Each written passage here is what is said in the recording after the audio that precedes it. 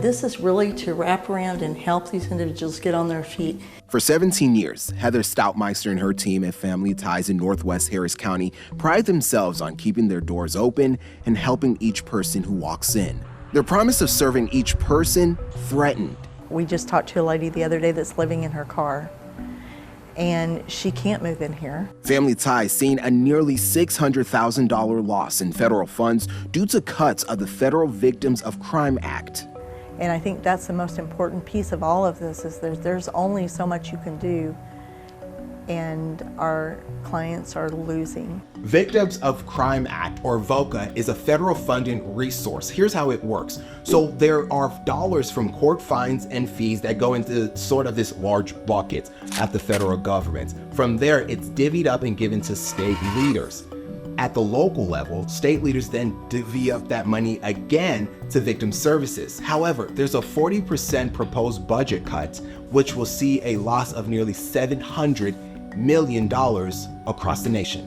Do you believe because of these budget cuts across the state, across the nation really, as you reference here, do you think some of these victims will have to walk alone because of these budget cuts?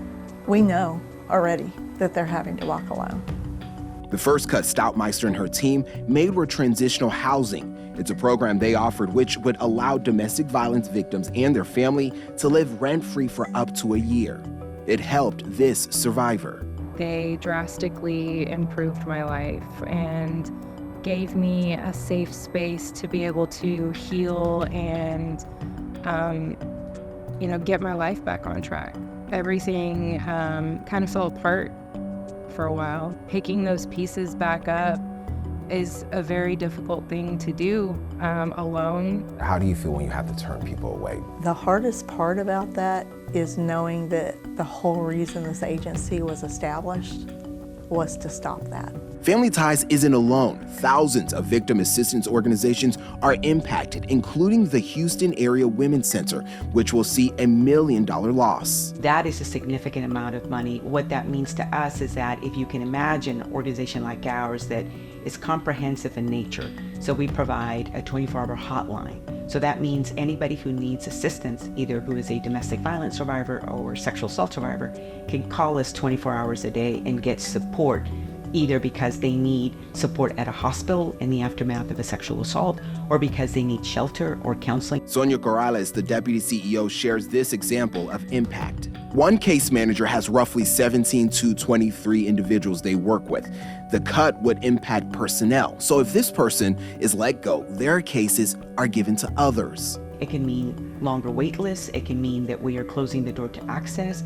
Critics could say that, well, this is just cutting costs. We all have to cut costs in our homes individually. So this is just something like that. What would you say to them? I would say that that is inaccurate to think, because we are a nonprofit organization, so we are not in it, to make any money. How it makes me feel, it makes me want to fight harder to make sure that victims' voices are heard.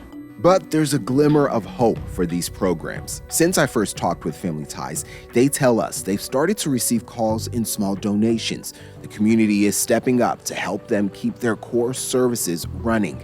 But they still had to create a wait list, which Stoutmeister says could be as long as a month out. They're putting out a call to action. You can help these programs by donating to help keep these critical services open. Be sure to subscribe to Solutionaries to see all our latest videos right here on YouTube.